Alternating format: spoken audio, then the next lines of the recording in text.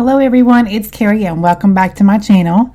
For today's video, I'm going to be doing another installment in my Keeping It New with Kari series. And today's card is going to be featuring some older products from Concord and 9th. This is probably one of my favorites from Concord and 9th, and thankfully you can still get it, not necessarily on their website, but you can still get it, I know, from Summons Stamp, and I will have that linked below for you. So I'm going to start off also with some Catherine Puller mini inks as well.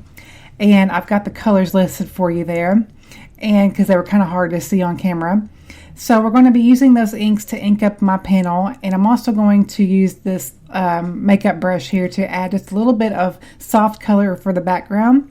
I'm going to be using the Meant to Be color for this, and I'm going to make sure that that brush is really good and clean before I go in to this ink, because it is a lighter ink and I am going on white cardstock, and I want the true color to come through instead of another color that was used previous. So we're going to go in and, like I said, use a really soft hand, and we're really going to make a soft background here with this Meant to Be color.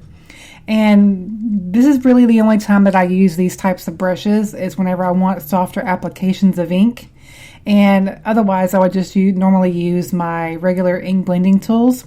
So with this, you've got to, like I said, have a light hand, and even though the brush, it kind of helps, make it an easier process to get that lighter application of ink, you still need to go in with the light hand, because it can still add one blob of color right in the middle where you start out, and it doesn't diffuse it like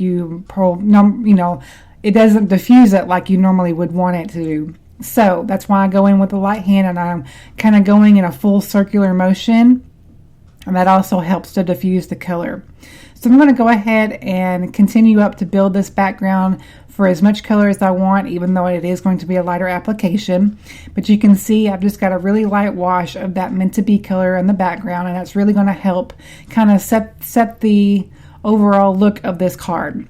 So now what I'm going to do is I'm going to stamp down my images from the stamp set that I showed you earlier. I'm going to use the solid flower here, and I'm going to start off making sure that my panel is really good and tight in the corner of my MISTI. And I'm going to ink it up with I believe this is the Bellini color. And I really do like these little mini inks. I know that usually in my videos like this, in this video series, I try to use older products. But this, I just recently got these inks about a month or so back, and I haven't really used them since that video of showing you guys. So I wanted to get them out and give them some love too, along with the stamp set today. So I wanted to go ahead and stamp that down twice to really get a good impression, and also get rid of those inked up marks that it left on the stamp. And I'm going to go in with my stem here. I'm going to go in with the grass skirt color, and really light pressure when I'm stamping, because if you smush down too hard, it will kind of blur out that single line there of that image of the stem, and you don't want that. So really light hand, and you really need a light hand actually using these inks anyway, because they're really juicy. So now I'm going to go in with the coral color and add a little bit of a layer onto our flower. And then I'm going to be using the leaves in this stamp set, and I'm just making sure they're lined up the way I want them to. And I'm going to ink this up a little bit different from just a solid color. I initially wanted to give it a little bit of a gradient, and so I actually introduced another green color, which I will have all my colors that I've used in today's video. But I introduced another green color and trying to, like I said, ink this up as a gradient, and the overall results were okay, but it wasn't really my favorite. So I initially stamped this down, kind of looked at it, really didn't like it, so I thought I would go in with the lighter color just to see if I could actually blend it a little bit better.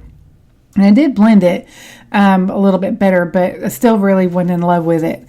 So what I'm going to do now is thought maybe I could add some extra layer to this to give it that much more action. And I will just kind of let you all watch my reaction once I do this. So let's pause. Yep, I didn't like it. I didn't like it whatsoever. So I'm just going to just ink this up, re-ink this up with the grass skirt color, stamp this down, and it kind of masks it just a little bit because it is going to be a darker color. And I'm just going to leave it at that. Let it go. So now what I'm going to do is work on the sentiment for this card, and I'm going to be using the blue suede shoes color. This is a little bit kind of a brighter navy blue color, and I thought it would be different to use this color instead of like a black or a gray. And I really do love navy blue colors with coral colors. I think that's just a really great combination. And so what I'm going to do is make sure I get a good impression again of this sentiment here, because it is a little bit bigger of a sentiment. And it does cover a really good area of the bottom of the card. And since I wanted to actually incorporate this color just a little bit more into the card, I stamped down some of the hearts that were in the stamp set just to kind of fill it out a little bit more. But I'll also be using some pattern paper as well from this Perfectly Plaid 6x6 from Lawn Fawn. This is probably I think this is their first Perfectly Plaid 6x6 collection that they introduced, and the colors in this are actually pretty perfect for the color palette that I use today.